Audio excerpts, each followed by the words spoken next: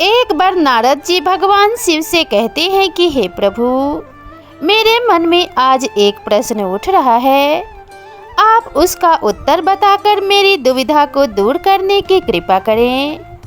भोलेनाथ भगवान शिव कहते हैं, हे नारद, आपकी शंका का समाधान अवश्य किया जाएगा। आप निसंकोच होकर अपनी शंका प्रकट करें। नारद जी कहते हैं, हे प्रभु, जो मनुष्य अपने घर में कुत्ता पालते हैं उन्हें स्वर्ग मिलता है या फिर नरक मिलता है?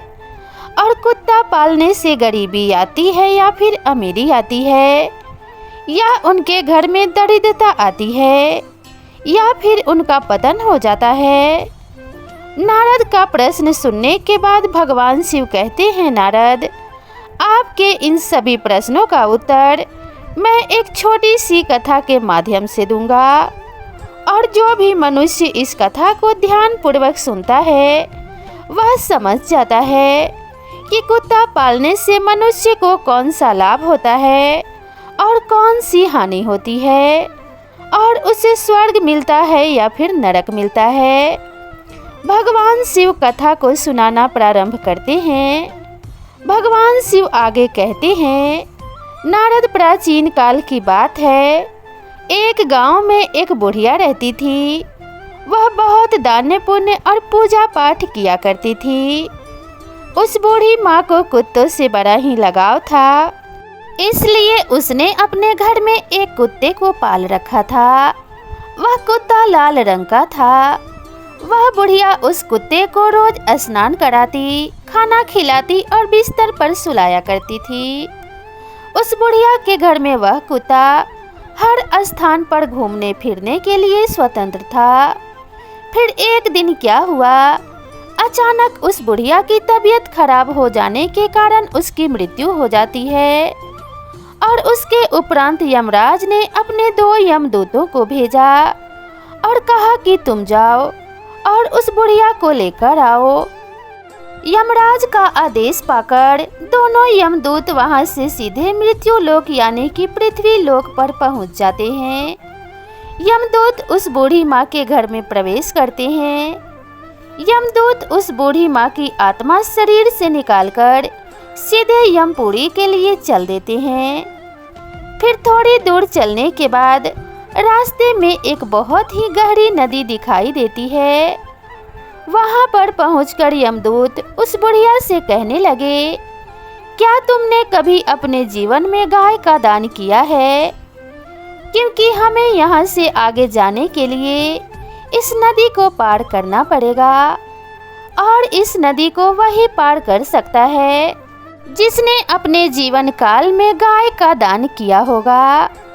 आगे भगवान शिव कहते हैं, हे नारद, यमदूतों की बात को सुनकर वह बुढ़िया सच्चे मन से गाय का ध्यान करने लगी, क्योंकि उसने गाय का दान किया था। और फिर अचानक वहां पर एक गाय प्रकट हो गई, जिसकी पूंछ पकड़कर वह बुढ़िया उस नदी को पार कर लेती है। वह बुढ़िया यमदूतों के साथ आगे की ओर चलती है। फिर थोड़ी दूर चलने के बाद एक कौआ उस बुढ़िया के सिर पर अपनी चोंच से प्रहार करने लगा। यह देखकर यमदूत ने बुढ़िया से पूछा कि बुढ़िया, क्या तुमने कभी अपने जीवन में किसी साधु संत की सेवा की है? फिर बुढ़िया ने कहा, हमने जीवन भर साधु संतों का सम्मान किया है और उनका आदर सत्कार किया है। यमदूत की बात सुनकर बुढ़िया ने सच्चे मन से साधु संतों को याद किया। इसके बाद कौआ उस बुढ़िया को चोंच मारना बंद कर देता है और वहां से चला जाता है। फिर थोड़ी दूर चलने के बाद रास्ते में बहुत सारे काले कुत्ते आ जाते हैं, जो उस बुढ़िया का रास्ता रोक लेते हैं। तब यमदूत कहने लगे कि बुढ़िया, क्या तुमने कभी कुत्तों को भोजन खिलाया है? तभी यह कुत्ते तुम्हें आगे जाने के लिए रास्ता देंगे, वरना नहीं। यमदूतों की बात को सुनकर बुढ़िया अपने सच्चे मन से कुत्तों का आवाहन करने लगती है। तभी वे सारे कुत्ते अपना रास्ता बदलकर आगे निकल जाते हैं और फिर बुढ़िया और यमदूत आगे की ओर चल देते हैं। थोड़ी दूर चलने के बाद बुढ़िया के पैरों में कांटे भी चुभने लगते हैं। तभी यमदूत ने बुढ़िया से कहा कि बुढ़िया, क्या तुमने कभी अपने जीवन में किसी को जूते चप्पल का दान किया है? उस बुढ़िया ने अपने जीवन में कई बार जूते चप्पल दान किए थे। यमदूत की बात सुनकर बुढ़िया ने जूते चप्पलों का आवाहन किया। देखते ही देखते बुढ़िया के पैरों में चप्पल आ गई। फिर बुढ़िया और यमदूत आगे की ओर चल दिए। आगे भगवान शिव कहते हैं, हे नारद, वे दोनों यमदूत उस बुढ़िया को लेकर यमराज के पास पहुंचते हैं और फिर यमराज चित्रगुप्त से कहते हैं कि हे चित्रगुप्त, जरा देखो तो इस बुढ़िया ने अपने जीवन काल में कौन सा कर्म किया है। तभी चित्रगुप्त अपनी मोटी सी किताब को खोलकर उस बुढ़िया का लेखा जोखा देखते हैं कि इस बुढ़िया ने अपने जीवन काल में कितने अच्छे कर्म किए हैं और कितने बुरे कर्म किए हैं। यह सब देखने के बाद चित्रगुप्त कहते हैं कि हे धर्मराज, इस बुढ़िया ने अपने पूरे जीवन में बहुत ही दान पुण्य किया है, भगवान का भजन भी किया है, मगर इसने एक सबसे बड़ी गलती की है, जिसकी वजह से इसके पुण्य का फल नहीं मिल सका है और यह स्वर्ग भी नहीं जा सकती। तब वह बुढ़िया बोलती है कि हे धर्मराज, मैंने ऐसा कौन सा काम किया है, मेरी पूजा पाठ और दान पुण्य में ऐसी क्या कमी रह गई है, जिसकी वजह से मुझे स्वर्ग में स्थान नहीं मिलेगा। फिर यमराज कहने लगी, बुढ़िया देखो, तुम्हारी एक गलती की वजह से तुम्हारे सारे पूर्वजों की आत्मा आज भी भटक रही है और तुम्हें भी भटकना होगा, क्योंकि तुमने अपने घर के अंदर कुत्ते को पाला था और वह तुम्हारे सारे घर के अंदर घूमा करता था। इसके प्रभाव की वजह से तुम्हारे सारे दाने पुण्य का फल नष्ट हो गया है, क्योंकि जिस घर में कुत्ता पाला जाता है उसके यहाँ पर देवता भोजन ग्रहण नहीं करते। यदि कुत्ता घर में हो और किसी की मृत्यु हो जाए तो देवताओं तक पहुँचने वाली सभी वस्तुएं देवता स्वीकार नहीं करते। धर्म के अनुसार कुत्ता पालने वालों के यहाँ ब्राह्मण भी नहीं आते। वही कुत्ते की दृष्टि जिस भोजन पर पड़ जाती है तो वह भोजन भी खाने के योग्य नहीं रहता है। वही कुत्ता यदि किसी को सूंघ लेता है तो कुत्ते के सूंघने मात्र से इंसान अपवित्र हो जाता है। इन्हीं कर्मों से कुत्ते को कभी भी घर के अंदर नहीं पालना चाहिए। आगे भगवान शिव कहते हैं, हे नारद, यदि कोई मनुष्य कुत्ते को पालता है तो उस कुत्ते को घर के अंदर प्रवेश नहीं कराना चाहिए, क्योंकि यदि कुत्ता घर के अंदर प्रवेश करता है तो माँ लक्ष्मी रूठ जाती हैं और उसके घर में सदैव दरिद्रता बनी रहती है। फिर आगे भगवान शिव कहते हैं, नारद, एक बार कुत्ते के साथ व्यवहार करने के कारण युधिष्ठिर को भी स्वर्ग के बाहर ही रोक दिया गया। जब युधिष्ठिर ने भगवान श्रीहरि से पूछा कि मेरे साथ यहाँ तक आने वाले इस कुत्ते को मैं अपने साथ स्वर्ग क्यों नहीं ले जा सकता, तब भगवान श्रीहरि कहते हैं कि धर्मराज, कुत्ता पालने वाले के लिए स्वर्ग में स्थान नहीं है। ऐसे मनुष्यों को स्वर्ग में प्रवेश वर्जित है, क्योंकि कुत्ते से पलित घर में किए गए यज्ञ और पुण्य कर्म को क्रोधवश नाम का राक्षस हरण कर लेता है। और तो और उस घर के सदस्य कोई दान पुण्य हवन इत्यादि जो भी पुण्य इकट्ठा करते हैं वह सब घर में कुत्ते के पालने से या कुत्ते के दृष्टि पड़ने से सारा फल निष्फल हो जाता है। इसलिए कुत्ते को घर में पालना पूरी तरह से वर्जित है। भगवान शिव कहते हैं, नारद, कुत्ते का संरक्षण होना चाहिए, उसे भोजन भी खिलाना चाहिए। घर की रोज एक रोटी पर कुत्ते का अधिकार होता है। वही कुत्ते को कभी भी प्रताड़ित नहीं करना चाहिए और द्वार के बाहर ही उनकी सेवा करनी चाहिए, घर के अंदर नहीं। बल्कि घर के बाहर कुत्ते की सेवा करनी चाहिए। घर के अंदर केवल अतिथि और गाय को ही रखना चाहिए और उनकी सेवा करनी चाहिए। घर के बाहर हमेशा कुत्ता, कौवा आदि जीव जंतु को भोजन कराना चाहिए, जो अत्यंत ही फलदायी होता है।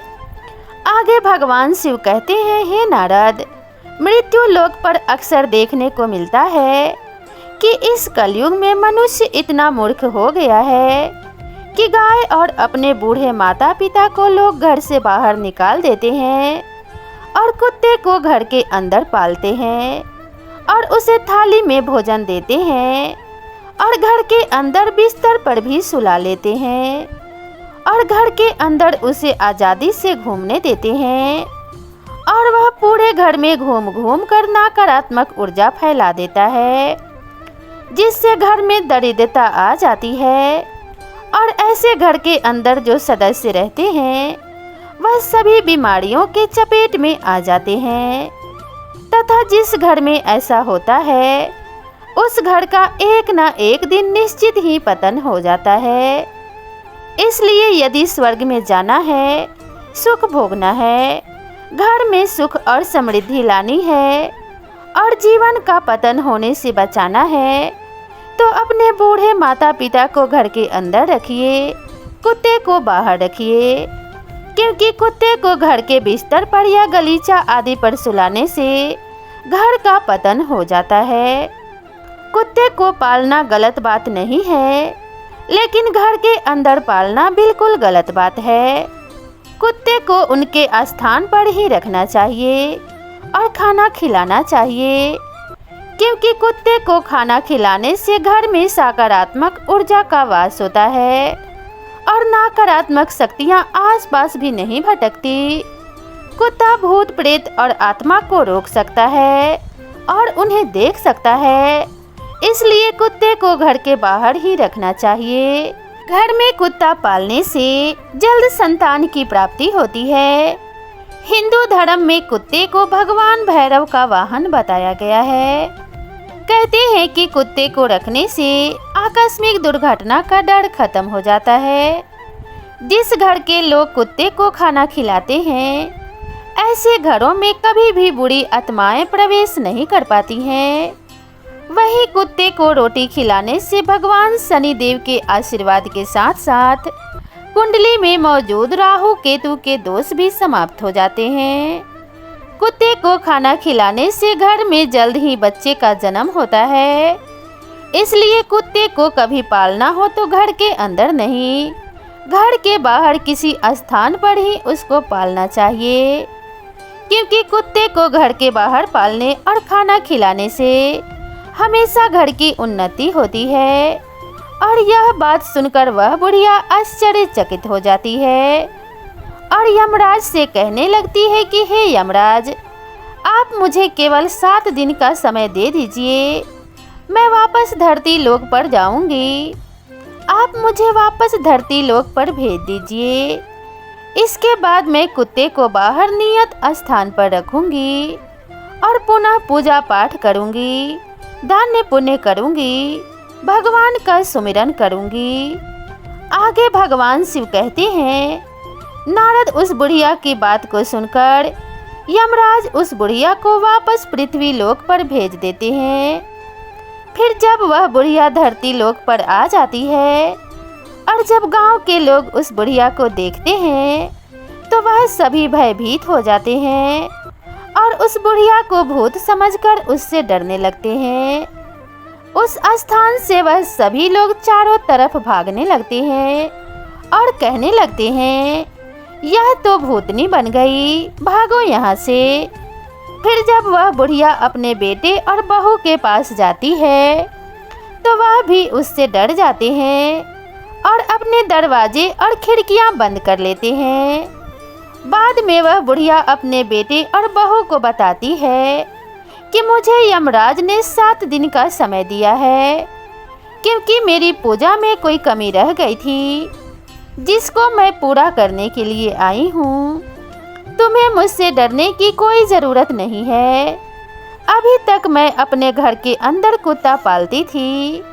यह बात मुझे पता नहीं थी कि घर के अंदर कुत्ता नहीं पालना चाहिए और घर के अंदर कुत्ता पालने से कभी भी स्वर्ग में स्थान नहीं मिलता है। और जो भी पूजा पाठ दान पुण्य करते हैं वह सब निष्फल हो जाता है। इसलिए मैं घर के अंदर से इस कुत्ते को निकाल कर बाहर करने आई हूँ। अब मैं इस कुत्ते को घर के बाहर एक निश्चित स्थान पर रखूँगी और इसको खाना खिलाऊंगी और दान पुण्य करूंगी, भगवान की पूजा पाठ करूंगी, हवन यज्ञ इत्यादि करूंगी। तभी मुझे मेरे किए गए दान पुण्य का फल प्राप्त होगा और मुझे स्वर्ग में स्थान मिलेगा। फिर उस बुढ़िया की बात सुनकर के उसके बेटे और बहू उसकी बात को मान लेते हैं और उसे घर में रहने की अनुमति दे देते हैं। साथ ही पूजा पाठ करने के लिए सारी सामग्री भी लाकर देते हैं।